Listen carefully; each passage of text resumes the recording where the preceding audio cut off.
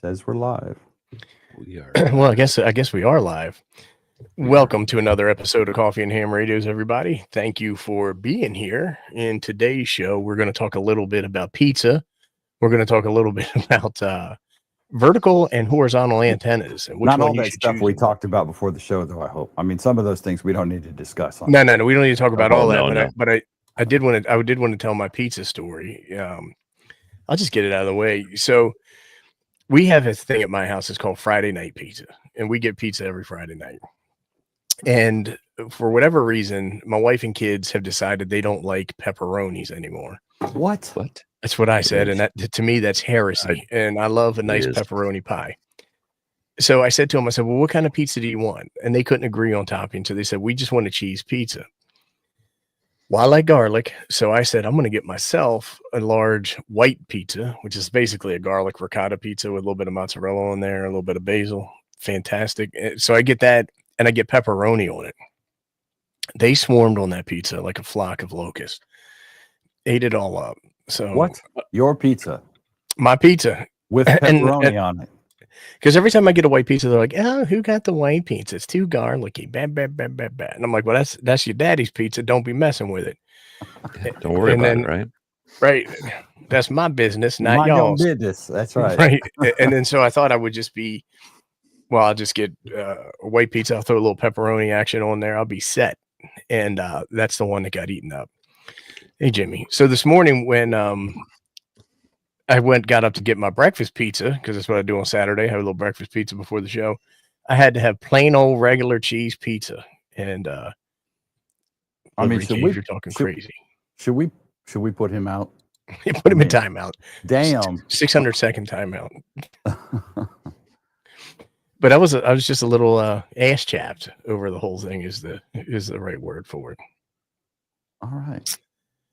We don't do Friday night pizza. You don't. We had Friday night steak last night, but we suffered through it. There was none left, so suffered. Yeah, same here. Funny. That's what I had last night. There was a little left. It wasn't mine though. Yeah, we usually have Friday night pizza. It's a normal thing. If we don't have that, I'm always a little salty about it. So the other thing that we wanted to mention is that our good buddy TIO has decided to retire from Coffee and Ham Radios. So moving forward, he is not going to be on the show. There's no drama there, so don't look for any. No. The thing is that we've been on the show. He might step in once in a while, right? Yeah. We've been doing the show for 5 years, and twice a week for 5 years takes a toll, and it adds up. Plus, I'm not going to speak for him directly, but I know he's got a couple other projects that we've been talking about, and he is going to focus on those things. So there's a little bit of a change in the lineup. And what we decided is that for the foreseeable future, this is going to be our last Saturday show. For a while, the thing is that when we do 8 shows a month, it is like I just mentioned, right? It takes a toll on you, and it's a lot of planning and coordination and stuff like that. So moving forward for the interim, we are only going to be doing the Thursday shows, and then we'll figure out what we're going to do moving forward from there. Did I cover everything? All right, guys. I think so. And we have full confidence in TIO. Yeah. Yeah, I mean, we're still on Toads and all that other stuff. So TIO is on Toads. We're on Toads. Me and TIO are still going to do nuggets on Monday night. We're still going to do ham church tomorrow morning. You should be there, or the ham gods will smite you. I mean, yeah, he's like, okay, got enough plates in the air. That's all. Plus, he's traveling too. That's a lot. And he moves at least once a week. Yeah, he's like Yasser Arafat of ham radio. I never know where he's at until he tells. I mean, it's like all of a sudden he's a new place, guys. Yeah, Paul, it could be. Who knows, right? I forget Paul's a Canadian because he just doesn't seem like he's Canadian. Right. Yeah, I just don't. I guess he's a Canadian who moved to Texas, or maybe he's a Texan and moved to Canada. I don't remember the entire. I mean, he story. doesn't seem as nice as Vince, for example, right? Or Jody. That's true. But Jody's a smart ass, and Paul's a bit of a smart ass too. So I don't know. He could be. That's right. But it was great catching up. Lovingly, but not in a good way, right? Paul, thank you for being a member, dude. Appreciate it. Thanks for being a member. Yeah. All right. Let's go around the table real quick, and then we'll. It's 45. Sandy, frankly, he's been impressed. I tell you, it's a lot. So, It wears. It's fun, and we like doing it. We like talking about it. Ham radio, and if we weren't on here, we'd probably just be sitting somewhere else talking about ham radio. But Probably. the other thing is that with the summer coming up, we all have other time commitments. It's a little nicer outside, right? So we want to get outside and do stuff too.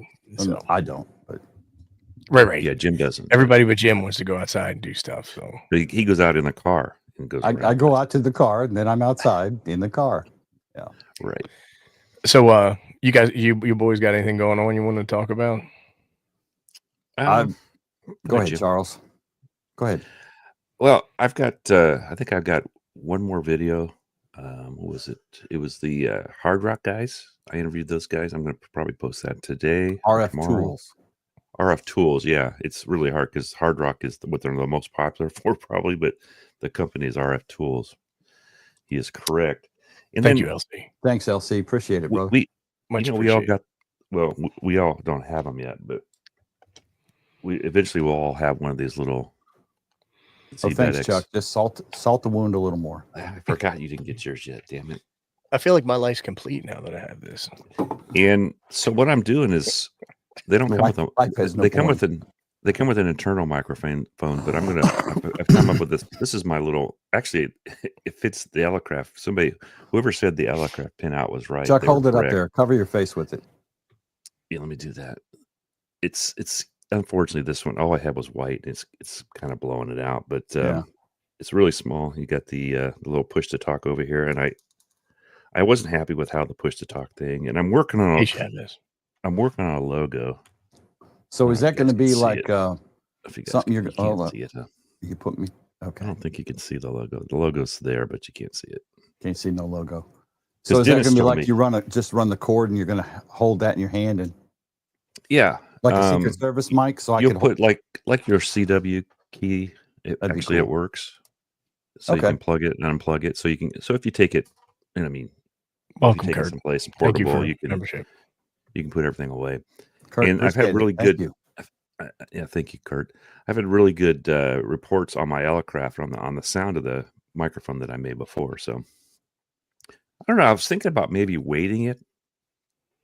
I don't know, because it's super light and people like weighted. I mean, in the fire service, you had those big Motorola's and those things. I don't think they weight as much as I think they actually put weight in those things to give them some body, you know. And I'm coming up with another key that I'm going to sell. Also, it's tiny. I don't know. I'm still waiting on parts. I think I got it figured out, but we'll see.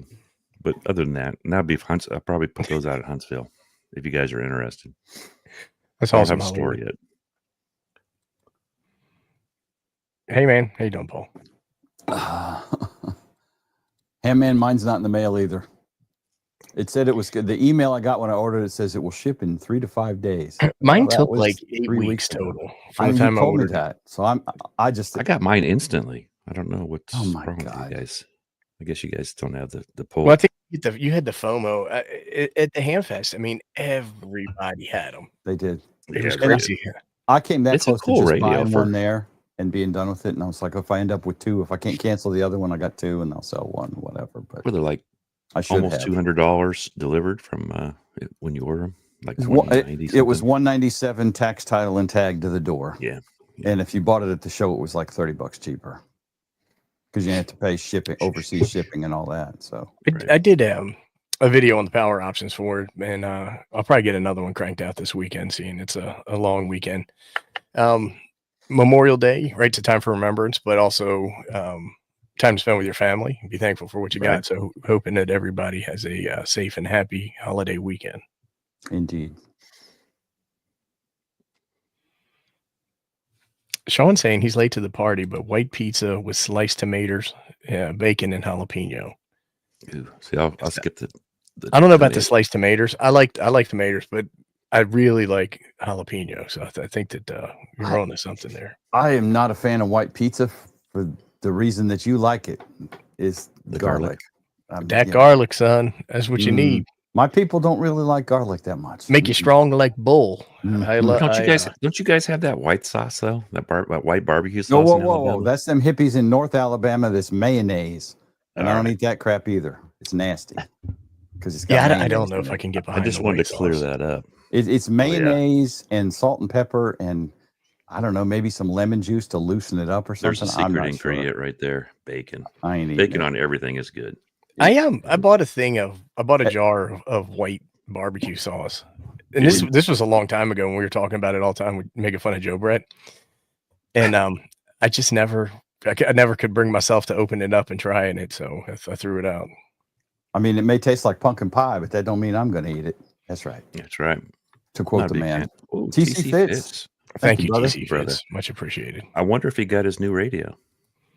I know he's got a new radio coming. If he didn't get it, he may not have it yet. But meat candy. I like that term. Yeah, we say three kinds of bacon on pizza, right? That's my daughter starts calling the bacon fat pig butter now. Yeah, I like to save the bacon fat, and then I do for like fried taters in it. Hell yeah! Have you done the pig's belly or whatever it's called? That stuff is a pork belly. Pork belly, yeah. Pork belly, yeah. Yeah. There's a pineapple. That's right, Jeffro. All right, so nobody's got any projects they're working on. Like I said, I'm playing around with the ZBitX, and I got some antenna stuff that I need to do. Let's see if I can grab it real quick, and I'll give a quick preview. It's around here somewhere. I've got some Meshtastic stuff that I'm going to do. Oh, yeah, I do too, actually. And then we're going to do a little hacking on an 857. I've got a couple videos on those two things coming up this week. This is an antenna I got sent. It's from Guzizu. It's a 64-1, 40-10. I have never messed around with a 64-1, so I'm a little excited about that. But you'll see in the video, one of the things is it does not have a counterpoise lug. Those sons of bitches. Yeah, and you know how I feel about that. And so what's the big ass plastic case? Is that just the toroid in there? This is just the toroid that's in here. So we're going to open it up and see what's in there. I imagine I think this is high power. I think it's 300 watts. Okay, so it's a big toroid. It is. Looks like it's made nicely. So what I can do is I can just crack it open and then maybe drill a hole over here and run a jumper for a counterpoise. The thing is that this is supposed to be tuned already and not messed with. When you throw a counterpoise in there, it does move the tune. So I don't know what I'm going to do with it, to be honest with you. Right, Chris. Throw it in the air. Yeah, we'll put it up and see what happens. Like if you choke it anyway, so when like a lot of people will choke their end feds without using a counterpoise, and what that does is it does mess up the design of the antenna because it is expecting to see that at least a portion of your coax will radiate and do all that other stuff and interact. Provide the other side of the antenna. You stop that with the choke. So I'm not 100% sure what I'm going to do. People get mad at me when I mod an antenna before I even try it. So you should try it first. We'll see. No, just the no counterpoise goes against my core as a ham. Well, you can easily hook a counterpoise to it. That's what I'm saying. I probably. I mean, even without modding it, you can do it, right? You can just. Well, no, because the thing is that. Well, Jimmy's got a great question, which is what I was thinking. Why don't you just clip a wire on the outside? You ain't got no drill holes. That's what I'm saying. That's what I'm saying. Yeah, I could probably do that. But see, what I was thinking is I could tap one of these screws, but they're in this little plastic thing, so it's like impossible to get in there. Are those holes? Are those holes in the bottom? They are vent or weep holes. Yes. Wow. Just get a ring terminal or something and slap a wire in a ring terminal. Put the same screw back in, maybe. I don't know if you find the right size. We'll figure something out. I mean, you've got plenty of holes already. Put one down through one of those holes. Yeah, I mean, there's a couple of options there. So we'll figure it out. Yeah, looks pretty well made. I mean, it is built like a tank. So I'm kind of. It's an impressive case on that thing. So that's what I was thinking, Tim. I've got a piece of coax. I don't think it's quite 15 feet though. So like I said, we'll figure something. The other thing is I could just wrap a toroid 15 feet down on my coax. But I think I'm going to either make one or have Chuck build one for me that's like 10 or 15 feet down. Have Chuck who? ABR. ABR. Chuck. ABR. Yeah.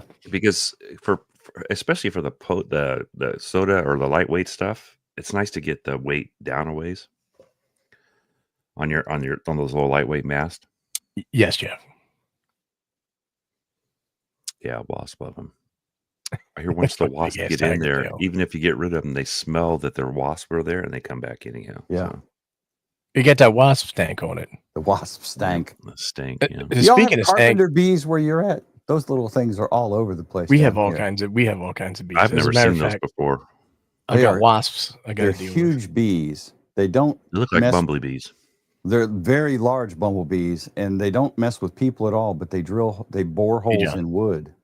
Now, those perfectly round holes, you think that was from them? It looked like that is from them. Yes, the pile of sawdust underneath the round hole. They're precision workers too, I guess. Indeed.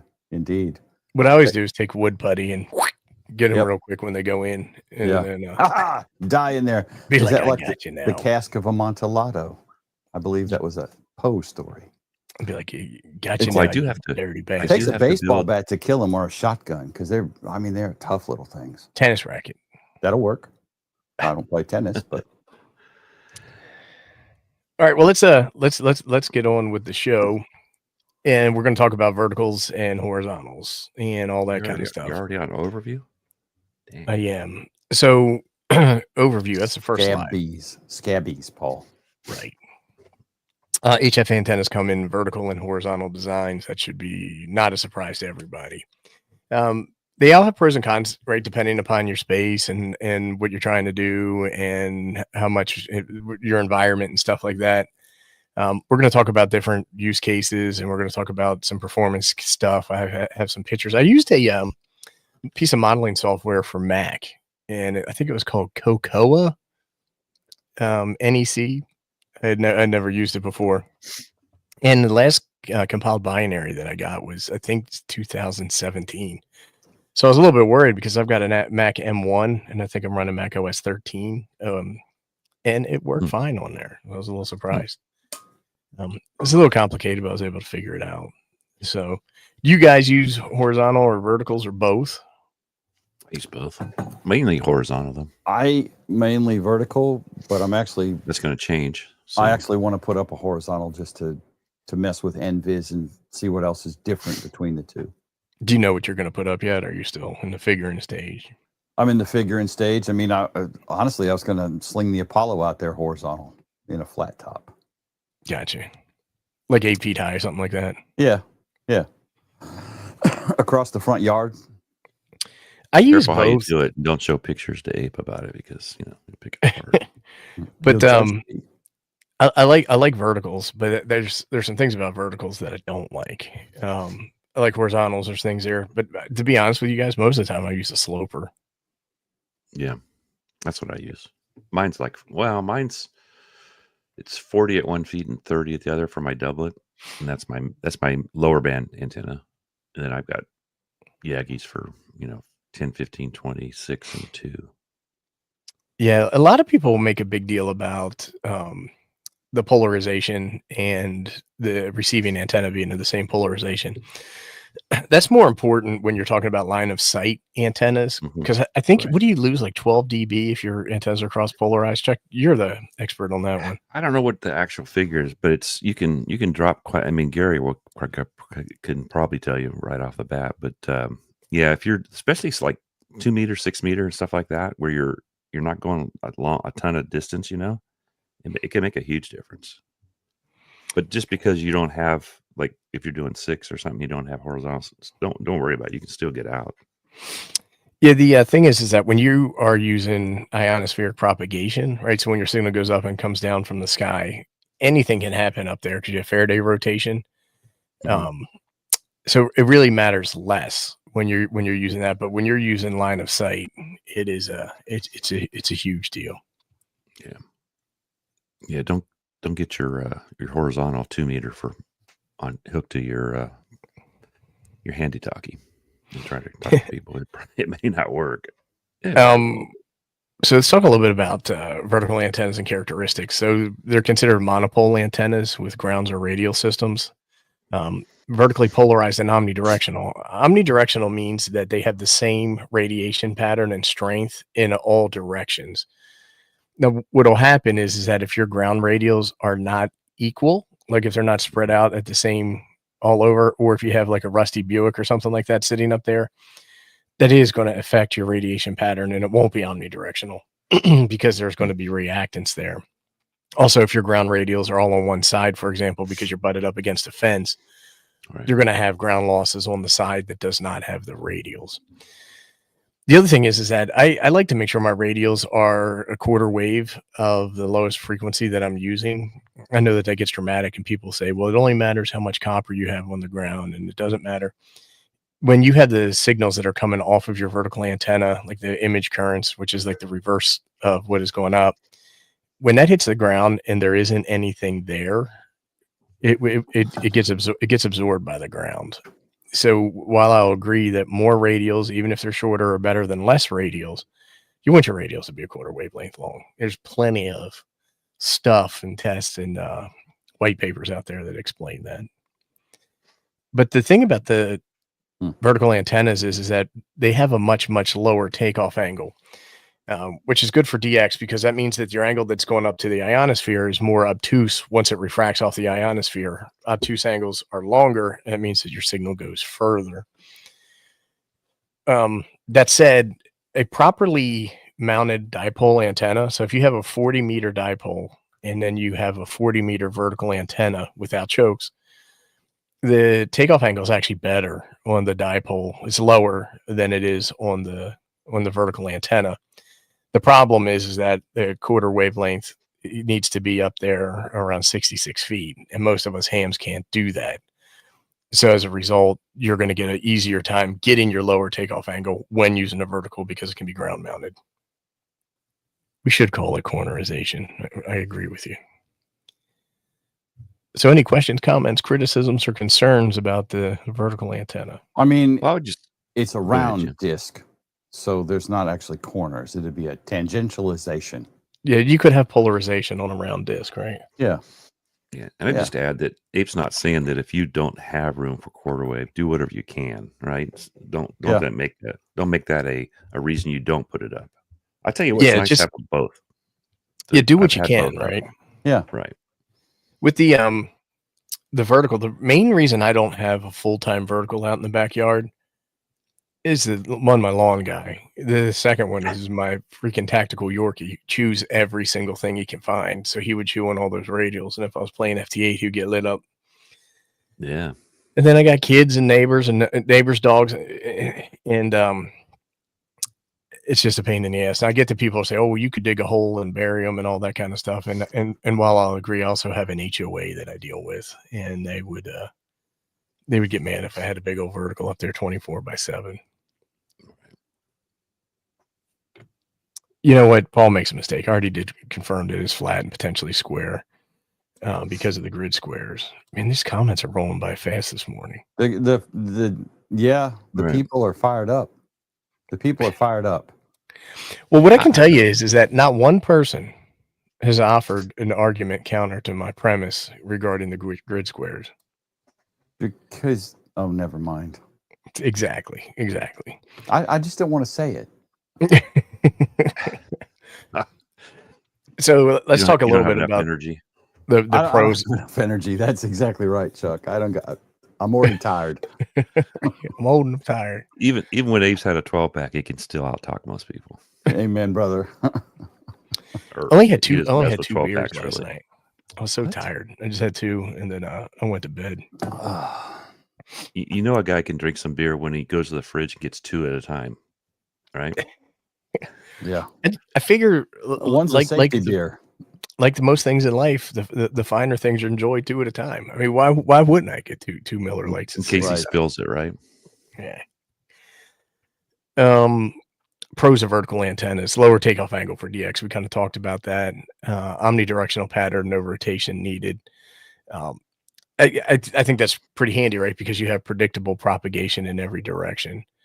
The one of the really good things is smaller footprint, right? Like a lot of times people tell me, hey, I've got a small yard. What can I do? Like even like a 20-meter vertical antenna, quarter wave one vertical, you're talking 17 feet high, 17-foot radials. And you can chop those down if you don't have the space, right? It's not optimal, but it works. It's a really good solution for people. You can almost always make contacts on 20. When I do POTUS and SOTUS, that's my favorite band for making. If I actually want to activate. Yeah. Okay, you can take 2 of those verticals and make magic. 100%. That is something that will be coming on my channel soon. Thanks, John. Easy to install and single support. So if you have a tree out there, you can just mount your vertical straight up in the tree down to the ground. I like using the ground spikes. I know that you like that too, Chuck.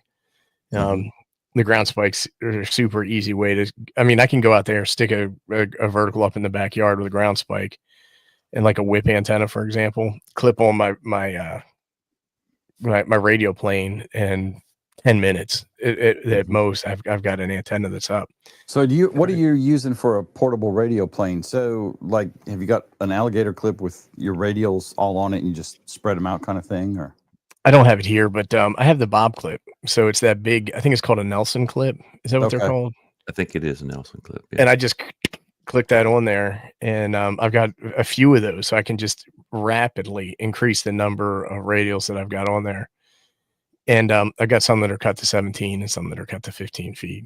And I just use speaker wire for those. The reason I use speaker wire is just because it's cheap. I probably shouldn't. I should be using full copper, but I just use speaker wire. Does it make enough difference that you could even tell? The thing is that if I was trying to go out there and slay contacts for some sort of competition or something like that, I'd put copper on there. Some 12-gauge copper. Yeah, right. But I got a lot of speaker wire, and I usually, when I make stuff, I usually make it the first time with speaker wire, because you're like, oh well, wait a minute, I've got to adjust prototype. Yeah. Right. And so these have always been working fine. I won't say great for me, so I had no reason to change it. I'm just gonna put this up here. How does he know that? If I was supporting the spherist agenda, I would propagate the same untruths. They look square to me, son. I don't know what to tell you. I've seen it on a page. They look pretty square. Well, the thing is that grid squares. Am I the only one here who's not going to feed his delusion? If they weren't square, they would be called grid trapezoids. I took geometry. I don't know about the rest of you. Squares are square. You took it. You were there because you were staring at that girl's ponytail throughout class. But did you actually pay attention to it? I did relatively well in school. Relatively well. Right. I didn't finish last. Right. Some people did worse. That's right. You know what they call the doctor that got last in medical school? Doctor. You're supposed to say worser. Some people did worser. Yeah. Hollywood's making a pretty good point. The currents are extremely low on radials because the total is shared between them all. So it doesn't really matter what wire's made out of. Thank you, Hollywood. I knew it. But Hollywood, I love the guy. He worked at the AM station. How often did they not use copper? Well, that's when Hollywood was working at the AM station, nobody stole copper. Right. Like, hey, I have a whole house full of copper, and everybody like, no, I don't need it. I wonder if they have problems because they hadn't invented meth yet, right? So, yeah. I don't know why they just don't get a big piece of round copper and put around it.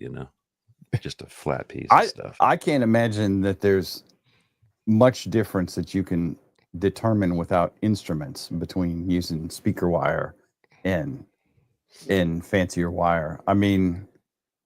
It's an interesting experiment to try and do, but what are you going to do to check it? Test SWR and look at the you would test pattern and far field plot, right? Yeah, and far field plot. But I don't think it's going to matter a whole lot. I think you'll be fine either way. I don't want to discourage anybody from trying it. Yeah, and he's talking about copper-clad aluminum or steel is ideal because skin effect keeps the current, and that is true. And there's something called copper weld, I think is what it's called. Mm-hmm. So the thing is that since we're getting into skin effect, the thickness of there's been there's been people who've written blog posts around the thickness of the copper cladding not being as thick as the dense of the RF that is traveling on the outside of it, especially at lower frequencies. I believe it goes a little bit deeper into there.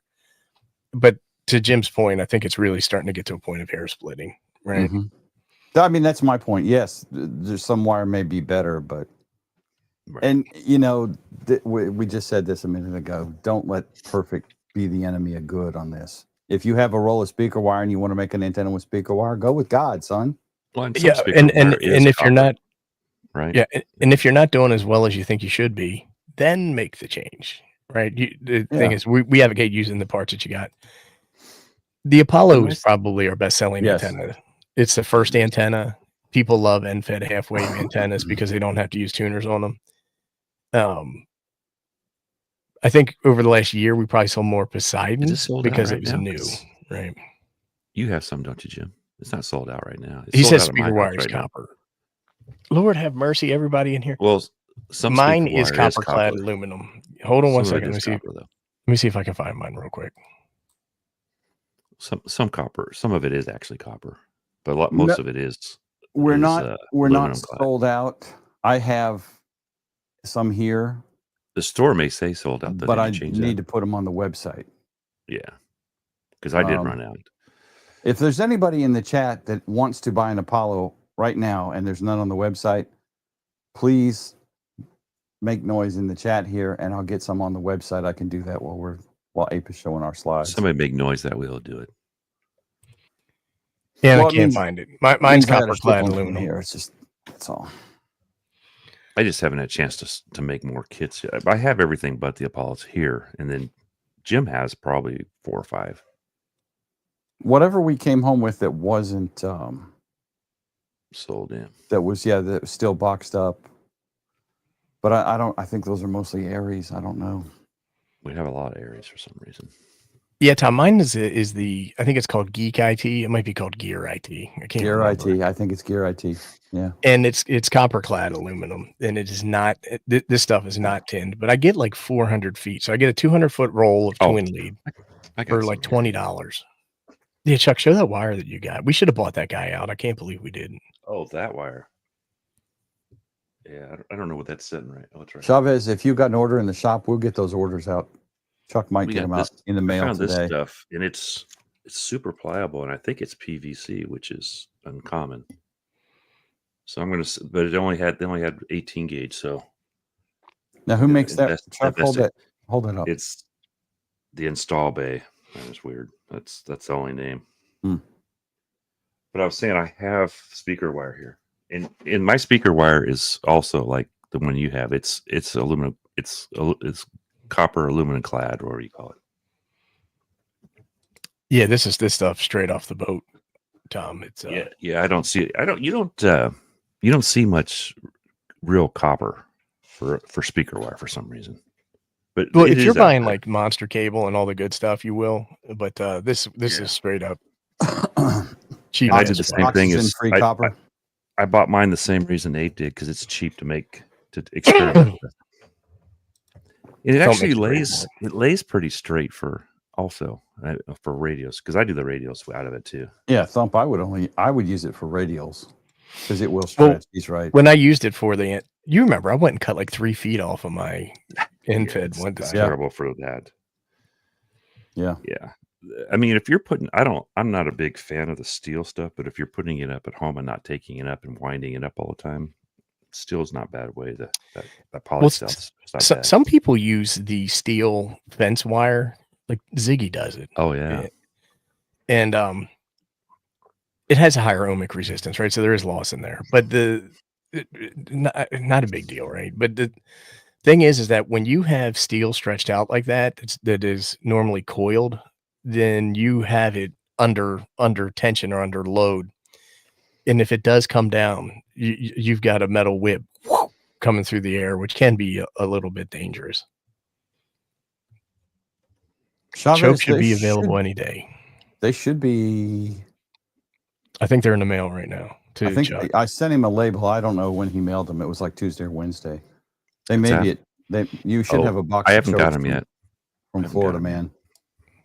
It's a good point, probably today. Any day now, Chavez. All right. So some cons of verticals. They need good ground radials for efficiency. That's a good idea, Matt. I like that. And people will argue night and day about the ground radials and all that, but the more the better, the longer the better. We'll leave it at that. Verticals are noisier. They do pick up more of the urban noise for whatever reason. Most man-made noise is vertically polarized, and so when I set up, I had an end-fed random wire that I made, and I made it pretty short. I made it 25.5 feet long, and I was using a Mix 2, the red toroid, as a 9-to-1. And when I had it mounted horizontally, it was quieter. And then when I took it outside and I mounted it vertically, I was shocked at how much my noise floor had went up with it. Now, I will say I had both when I used to talk to Gary and those guys back east on 80 early in the morning, or 75 actually. I had a vertical, had the DX Commander, and I had my doublet up at the same time. And sometimes the noise was better for certain people. When you have to, you can switch back and forth. And sometimes it was actually better on the vertical for me hearing the other person. So, and I think at that distance, we weren't, I don't remember, I never checked signal reports as far as that. I usually talked on my doublet, but it's nice to have both. Cam, it was great. It was great meeting up with you, meeting up with everybody. Yeah, Cam. We had so many people come up to the table. It was crazy. Yeah. And it was really great just to meet everybody and hear what they liked about the show, what they didn't like, and all that stuff was pretty cool. It was the first time we've actually had a spot that we could say this is where we're going to be. We had one in Orlando. But we didn't announce it before, though. Yeah, Orlando spots are not numbered; they're kind of more come as you are. Yeah. And a vertical antenna can have a tighter dip in your sweep, so more narrow bandwidth, and you may need to tune it a little bit for the portion of the band that you want to use. And then the thing is that the dip generally is steeper, so a lot of times a tuner will help, but it won't always fix the problem the way it does for like a dipole, for example. Then we have poor NVIS, and there's really no NVIS on a vertical antenna, right? Because you need to be horizontally polarized for NVIS and relatively low to the ground. And those conditions just don't exist for vertical antennas. So if you want to get on the local 40 meter net or 80 meter net, NVIS is probably the best way to do that. It does. So Thanks, when Paul. you do your NVIS, you're using the Apollo, right? At 40 meters is what you're going to do. Me? Yes. Yeah. So what is how would you feed that? I mean, you just stretch it out flat and feed it at the end. At the end, not even a baby sloper. The thing I would do is I put it about 8 feet high, give or take, and then I might run a wire that's 5% longer than that underneath of it, just on the ground. Just lay it on the ground and stake it in on either side. Doesn't need to be connected to anything, so that way it'll act as a director. So anything that comes off the antenna and goes down would hit that and then bounce up towards the ionosphere and give you a little bit of an extra boost is what I would do. But you probably don't need to do that, but it's an easy enough thing to do. Oh, yeah. I have to get the child to mow the grass first. Right, be like, just one strip. Maybe I need to get there. Maybe two, so you can walk down next to it once it's up. But that's about it. We set up Chuck set up an NVIS antenna at the house that we rented at Hamcation, right? Yeah, I took all kinds of flack for it from Abe, but we did what we had. We didn't have much with it. Listen, we made contacts on it. It worked for some ghetto half-minute setup. You did take some heat on that one.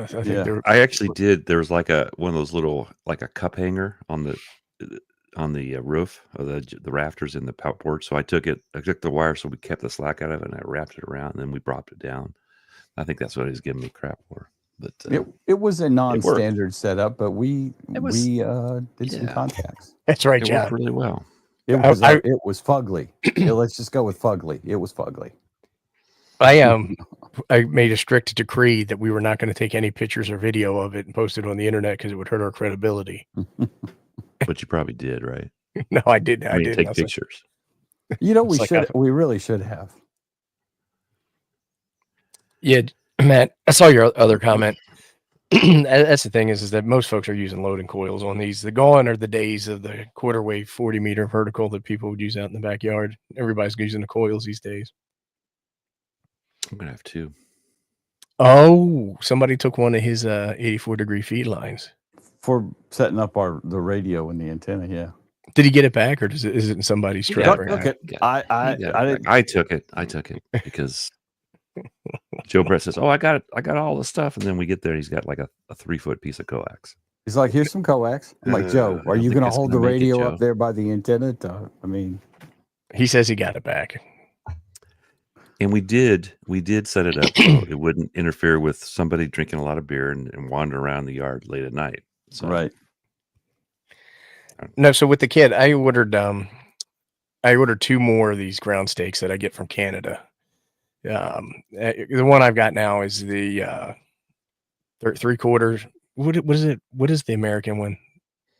What are you talking for the verticals? What is that thing? It's not 3/4. It's 3/8, 24. 3/8, 24. Yeah, is a thread. Yes. So I have one there, but then what I wanted to do for ease of simplicity and ease on my wallet is I ordered 2. They're actually 18-foot whips, but they have M10. So I ordered 2 ground spikes that have the M10 threading on there, and that's what I'll use with the antenna. I do these little things too, where I can do M10 or 3/8 24 in these. If you guys have a POTA 20 or a carbon 6 1/2-inch, couplings fit perfect inside of it. So. And it has threads in the end there. Now, what is that you're holding there's up? There's a spike inside. Oh, that's the thing. You did a video on that a couple weeks ago. Yeah, I printed these, and the printing is not strong enough. I don't think, unless it's a really small antenna mast. I wouldn't put any of my big mast on it. My 10-meter mast. That I would, but I'd have to make it different. All right, let's talk a little bit about horizontal antennas. The common types are dipoles, off-center dipoles, doublets. You could throw Yogis in here, or you could throw beams or Moxons or any of that other kind of stuff in there. But I was trying to keep it simple when I put the thing together. And I just have a basic diagram that shows the feed line, insulators, and your elements on there. And they're horizontally polarized with lobes at height. Now, the thing about vertical or horizontal antennas is that nice. The thing about horizontal antennas is that their radiation pattern varies greatly with how high they are off of the ground. We were talking about NVIS earlier. So the lower they are to the ground, the more radiation goes up like a cloud warmer instead of off to the sides. So they're supposed to be mounted 1/2 wavelength high off of the ground over good ground. When you do that with a dipole, you're going to get a feed point impedance around 73 ohms.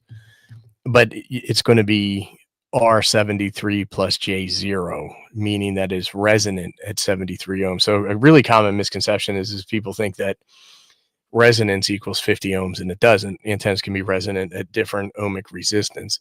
It really has to do with the amount of reactions that you have there. One of the other characteristics, it does support NVIS. So I'm not going to go into that because I think we covered it enough. When you talk about NVIS, what right is there, I know, what is the optimal height? You think 8? You said 8 feet earlier. Is that numbers, or is that just that's as high as your little fingers could reach? 8 feet gets it taller than most people. Yeah. So the thing is, like, somebody doesn't get garroted when they're riding their bicycle through the backyard or the lawnmower. I mean, remember the fans at the house that we were at? Me and Tio had to duck to go and when they're running. But it's around 0.5. It's 5% of a 0.05 percent of the frequency that you're on. But 8 feet should be just fine. I mean, if you can only do 6 feet, do 6 feet. I was curious. I mean, I'm not challenging you on it. Where did that number come from? I guess. I'd have to go back and check. But Paul's saying an 8. Somebody else is saying a 15th. Here we go. Here's another vote for 18. Just do 8 feet. You'll be fine. Okay. And I'm with 45. I'm with 45 on this. Them kids got to learn. You know, told you not to ride your bicycle in the yard. Guess you find out, didn't you? Right. Ride that in the street like a normal kid. Is that the one you guys wanted to buy? The Alpha Whip?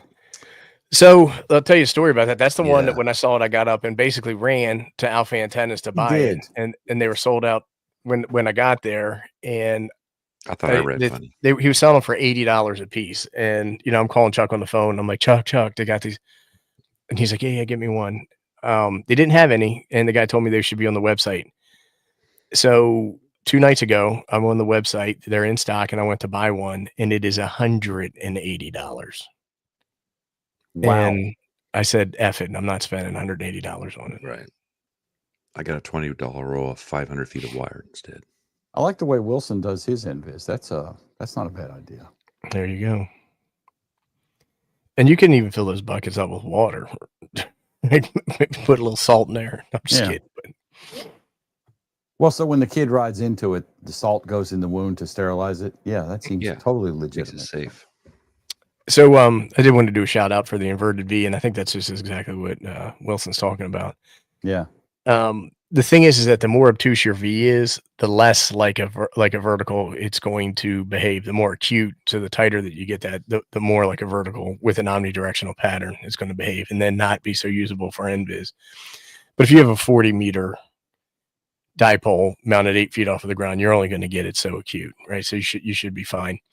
I like inverted V's a lot because you can just put a single mast up and then ground stake these out. It's super easy, super fast installation.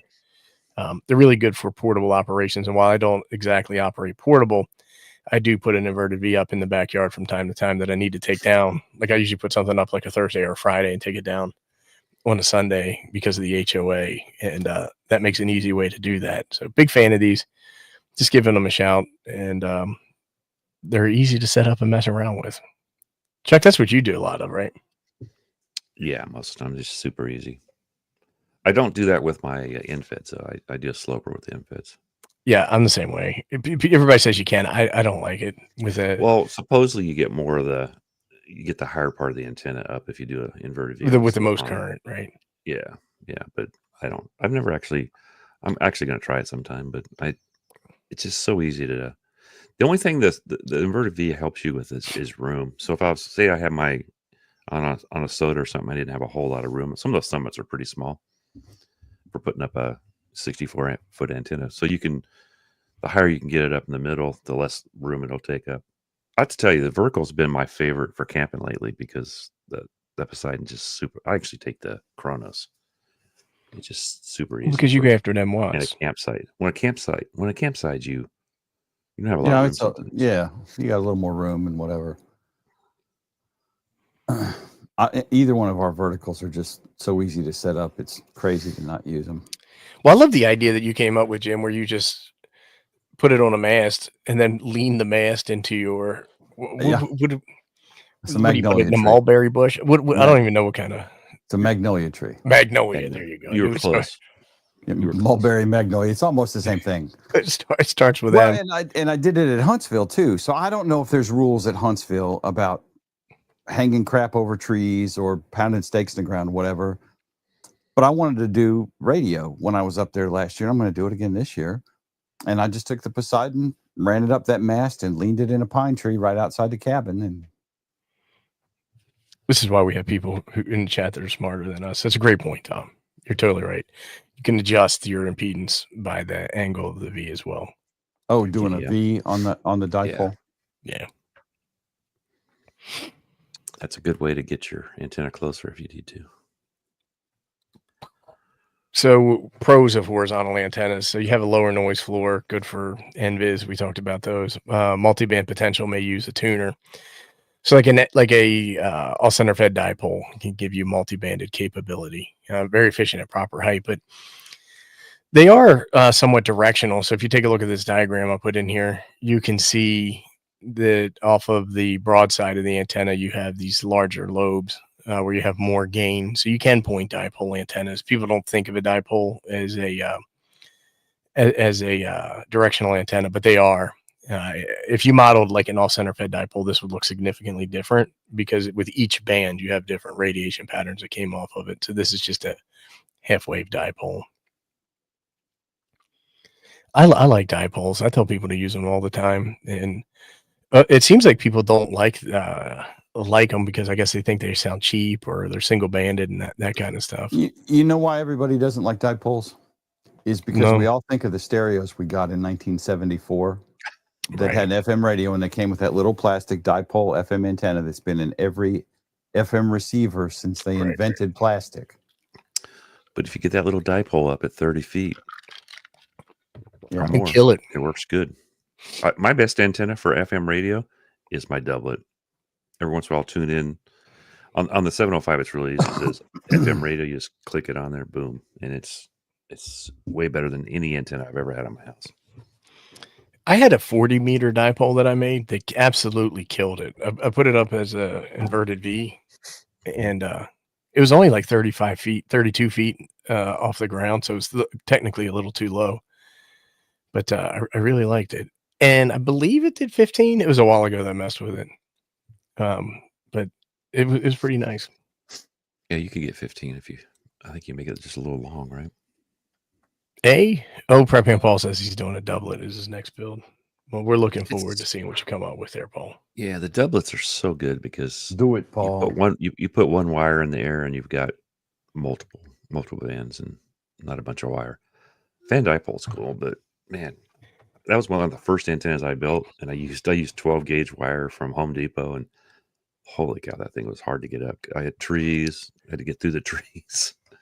It worked good though, but your neighbors will see that one.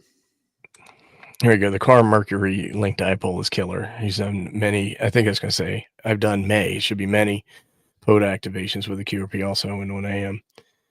You know that we just don't sell them for whatever reason. They're ones that I think Mike did 1 watt one time with that thing and did well. Yeah, we're considering. I don't know. Never mind. I like the Aries better.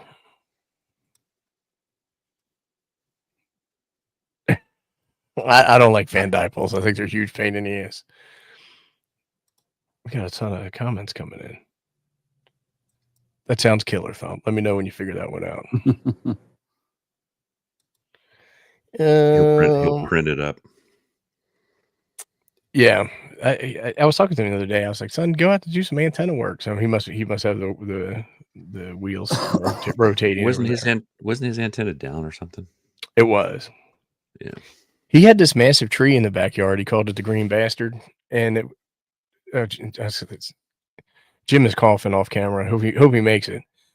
We're not there to give him the Heimlich. The Heimlich maneuver. That would be Chuck's. You calm down. You calm down. Settle down. That's pretty good right there. Choked on my 20 coffee. and 40, 15 to 20 contacts an hour at 1 watt. Dang, Mike. That's operating, son. That's asking to not activate right there. He probably did. He probably did. He goes QRP. QRP. What the hell? Who did that? So Bentley's saying that he's going to be putting up his first antenna next weekend. He's putting an NFET half wave up, mounting it between the roof of his house and the roof of his garage, about total 30 feet of elevation. Is that too high? No, that's going to be fine. Did you email me about this? Somebody emailed me about the exact same thing. I can't remember if it was you, but good luck with it. I had my first NFED at the house here, 80 feet on one end. It sloped to about, what did it slope down to? About 10 feet or something like that. And then I grounded it. Actually, I grounded it to my pipes because I was having a problem with the elevated at 800 watts. It didn't like it, even though it was 5,000 watt antenna, supposedly. You better get after it, Paul. We want a full report on that thing. That's those things. You're going to love that thing when you go out. 26 gauge wire or less. You can do 28 or I did 30 one time on that silicone, and it was like dental floss. It scared me. I thought I might break that one. All right, let's see what else we got in here. But it worked. cons of horizontal antenna. You need to get them in the air. So that's where the height is might moniker comes from that everybody repeats like they're experts. You can get lobe and null patterns on higher bands. So you just need to be careful about how high you mount these things, and because it will greatly impact the pattern coming off your antenna. And they require space and dual supports, and sometimes it's a complex installation. So if I go back to here, a lot of times people will just let the center feed line hang and put a ton of tension on either side where those insulators are to hold it flat. And if you do that, then you need to have that tight. You need to have really good construction on your antenna. Like you need to have strain and stress relief and all that stuff. Otherwise, your antenna will break, because you have to get it pretty tight in order to hold itself up. The other is that sometimes people will use a third mounting point in the center, like hook that to a pulley in a tree and then pull the other ends, which is fine. But then it goes back to the complexity of install. That's why things like the inverted V, I think, have become more fashionable these days, because it's a much simpler install than the flat top dipole. Although it's pretty hard to beat the performance of a flat top dipole. There's a reason all antennas are measured against that. Now, if you want to do an inverted V, somebody mentioned using 5-gallon buckets on the legs.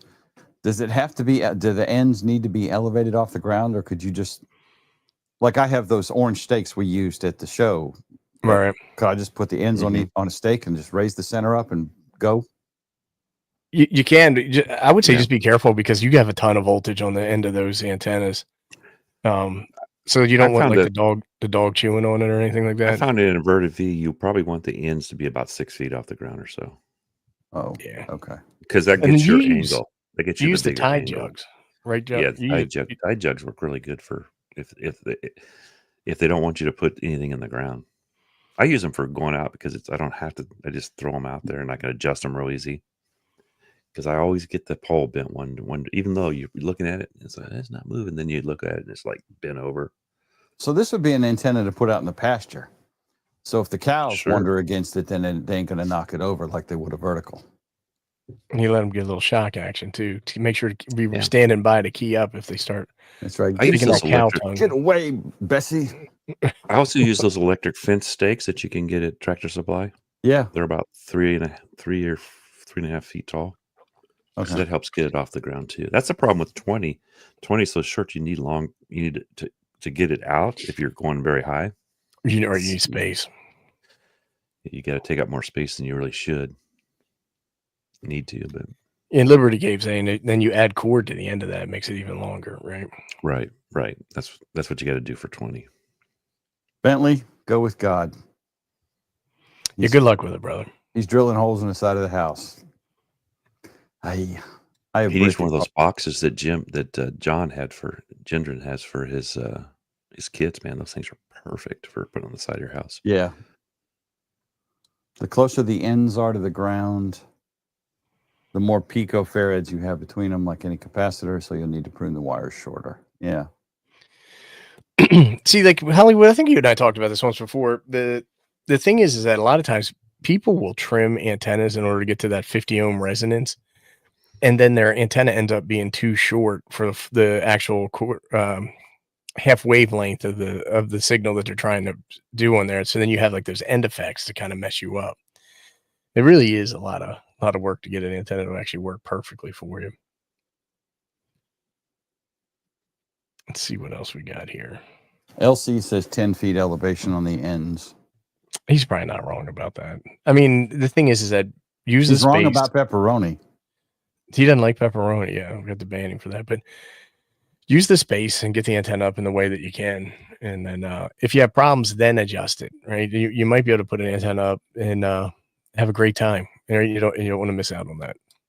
Oh, Lon asked me about those stakes. They have a metal spike in the bottom, and they're fiberglass, I think, and they do kind of look like a T-post.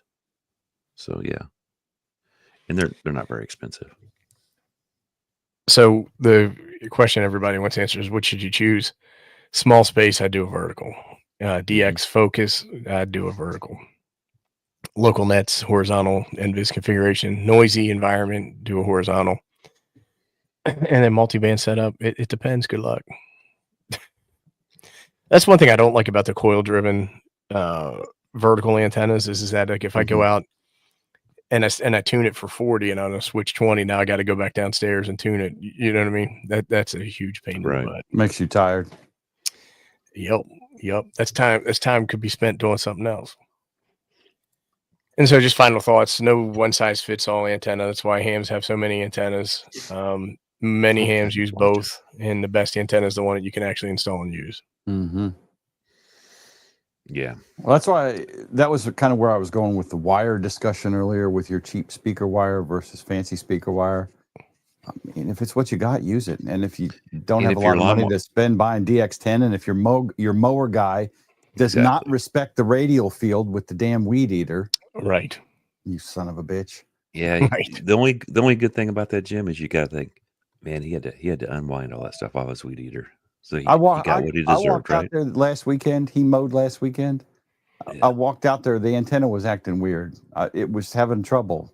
And I went, what the hell did he do? I walked out there. There's 3 radials hanging over one of the guy ropes.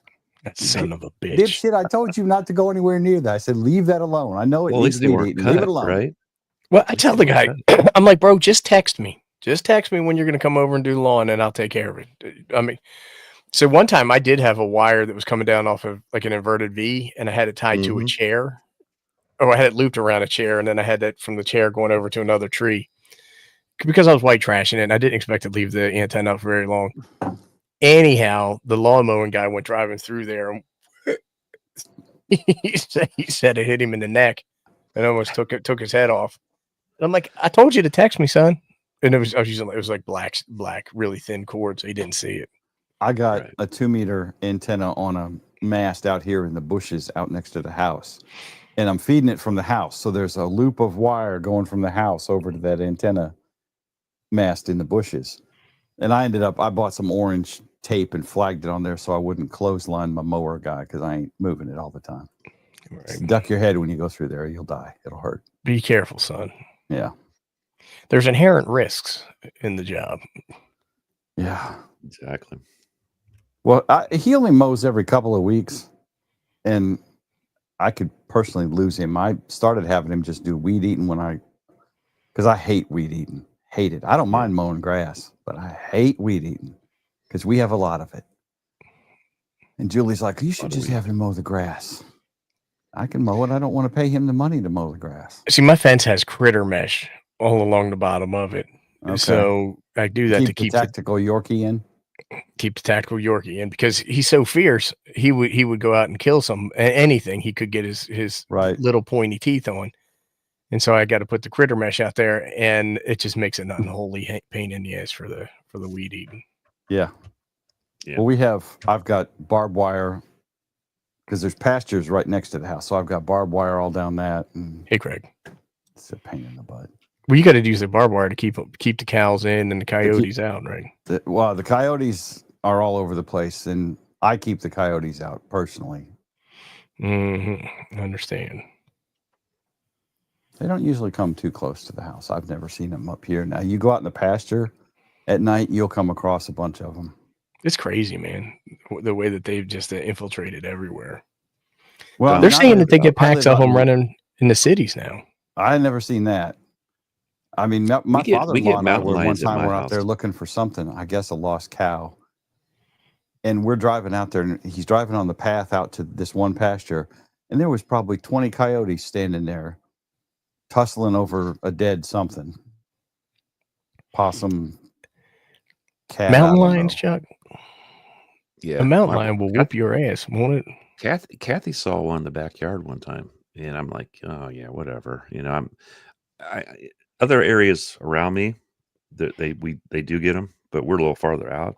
But what I think, hey Don, there you go, right there. There's your tuner. I just put it on the coffee and ham radio thing. But my son saw it like the next day, and me like a dummy. I'm on my mountain bike. I come back home from work, and I ride up there on my mountain. That thing would have had me before I got turned around. I was like, what were you thinking, you dummy? Some well-aged old man. Yeah, I saw a YouTube video where this guy was out trying to trap things like raccoons and stuff like that, and he caught a mountain lion in the trap, And so he went and he had to let the mountain lion out of the trap. And that thing was not cooperating at all. Just trying to help him, right? Right. Well, they come down and they get the people's kitty cats, and stuff, Yeah. They like cats. Yeah. David, that has to be painful, buddy. I think this one followed. We have a creek. It goes into the freeway. I hate it when my mast is too short.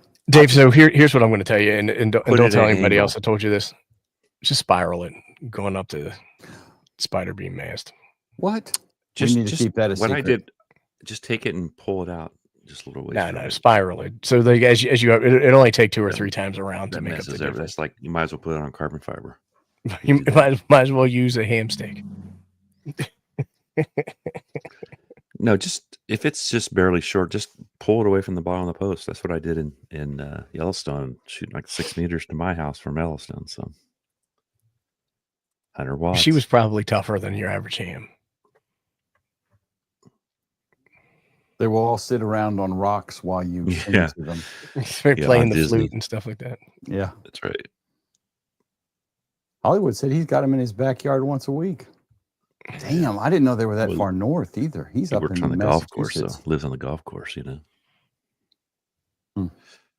down there. There's a lot of bunny rabbits on the golf course. Yeah, we've got rabbits around here too. We have tons of rabbits here. They fall down in my egress window and get stuck down there. And I'm constantly going out there trying to save the rabbits. And they don't cooperate. They ain't so nice. Little baby bunny rabbit stuck down in there trying to get it out. They get them hind legs kicking. They bite. They're mean as crap. I use a snow shovel now. I just scoop them up with a snow shovel, fling them out, and you can tell you got a newer house than I had growing up. We didn't have no egress windows. There was no such thing. It was every window's egress. Like this big. They were like this big. Ain't nobody egressing through them except maybe you ain't going to shimmy out that thing. No. You sure you didn't grow up in prison or what? No, son. Up in Northern Illinois, nobody made egress windows. Our house was built in the 30s or 40s that I grew up in. I had to change the size of my windows. That's newer than the house we stayed at Hamvention. It is newer than the house we stayed at Hamvention. Yeah. The house was okay. They could have maybe mowed the grass, I don't know, sometime in the last 3 months, and the path was a safety hazard. I was afeared for Chuck and Ape. I fell off at once. Somebody off the edge of it. That wooden sidewalk. Somebody knocked a couple of the things out of it. I don't remember who it was. That was probably when I fell off the edge of it. That's probably when you hurt your knee. Yeah. I'm actually able to walk yesterday without crutches, so that was good. Getting better each day. It might. But in that egress, we've had snakes get stuck down there, birds get stuck down there, rabbits and cats. Like we've had cats get stuck down there. Now I gotta say, I don't know if I'd worry about getting the bunny out with the snow shovel. I'd probably use a garrote, take it inside and cook it because bunnies taste yummy. Well, we had a baby kitten that was stuck down there, and my daughters were like, "You got to get that cat out of there," and they're looking out the window as I go out there, and I was joking around, so I went to get the snow shovel, but I also brought a pitchfork. You're an asshole. I was put like that. And they're like, no. Like, I thought you wanted me to get them out. I'm like, don't use a pitchfork. People used to call us to get cats out of trees, and the answer was, have you ever seen a cat skeleton in a tree? They'll get down eventually.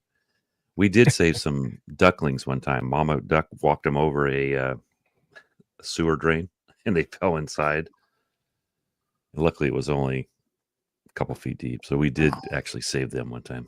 Some gal reported and put it on the news and stuff, so it was like, yeah, we did. Yeah, it's always a hassle out there. The people want you to come rescue their ducks all the time.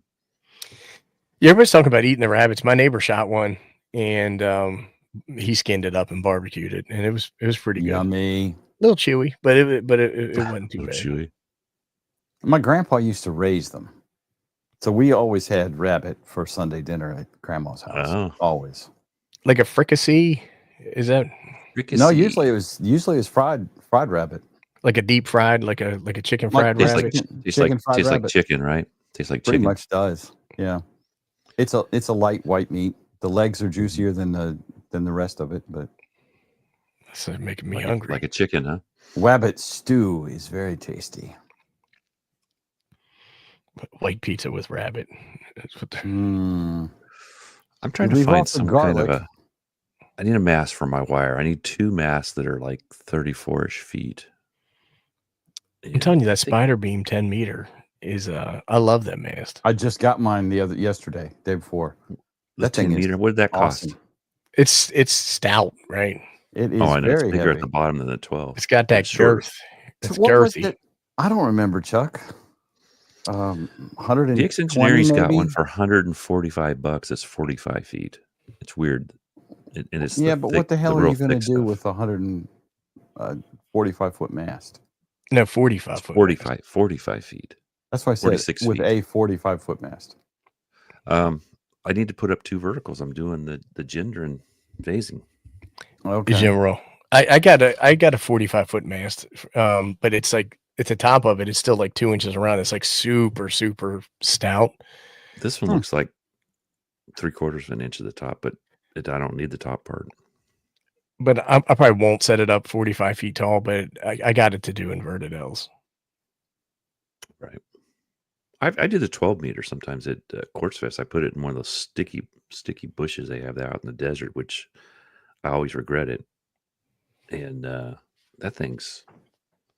it's tall to 12 meters. Ed's saying that I could buy one of those. Has a 12-meter HD mast. Mm-hmm. What was that one that Gendron had that he was showing us? That was a 7-meter. Yeah, the one that we had. That was soda beams. The soda beams. He had the soda beams. No, it was. Oh, you're right. He had he did have a soda beams. That green one, right? It was called the Tactical or something like that. The Tactical. It had HD in the name, and it was like the 7000 HD. DX Engineering's coming out with a new fiberglass. It was red. They had a red one and a black one. But it's small, right? They weren't out yet. But that one was only 22 feet, though, I think. But it was short. The one John had, it was a 7-meter mast, but it was like this long. I mean, less than probably 3 feet. I was probably more like 2 feet. It's like the POTA 20 or the. Yeah, but a lot stouter than the POTA 20 or the POTA 33, which I can tell you can break. Well, I think the carbon fiber and stuff is light and all that stuff, but I think it's brittle sometimes, especially the small pieces, the small parts. What I think happened to mine was I didn't have the pieces locked in real tight, and I think not the top section, but the second section, I believe, came down catastrophically, and it blasted that top section the top off. Yeah, it didn't just take the top off. You said it broke. Broke it though. The top. I don't know where it took it. It removed it, and I can never find it in the backyard. I've looked and looked and looked. I think the Lord has claimed it. The Lord claimed it, and the cows probably have pooped on it by now. So, well. The one Mike's got it. It's a soda beam Tactical 7000 HDS, and it's sweet. It's pretty thick, nice. and she a thick girl. I like. He like them thick. I like them thick. But that spider beam, Ape, you put me onto the spider beam one, and it seems pretty chunky too. That's because I put him onto it when he bought it. Yeah, Chuck told me. But you don't even have that one, Chuck. I have the 12. You bought the 10. I told you I had the 12. The 12. The only problem with the 12, it's almost 4 foot tall. Collapsed. And that's what's nice about the 10 is pretty small, but it's heavy. I could it has a lot of sections. But then I won't have my 12-meter one if I put it up permanent outside. So I think I looked at it. The only thing I saw was there's no eyelet on the top section. So I'm just gonna. I think it's correct. They're tough. I'm gonna 3D print a cap or something to sit on it with like an eyelet, so I can. Those little black clips that we use that come with the Poseidon kit. Yeah. Oh, boom! Chuck's already made one. There you go. Yep. I already made the little tops. Didn't I give you one? I'm sure I have it. I just didn't think about it at this moment. You can drill it out a little bit if you have to. Yeah. All right, boys. I'm going to hit the button unless anybody's got any objections. Going to hit the button? Anybody got any questions? Thanks, everybody, for being here. Thank y'all for coming. Appreciate it. Thanks, everybody. Talk to y'all. And we will still be here. Remember the new dates. Thursdays. Hitting the button. Early.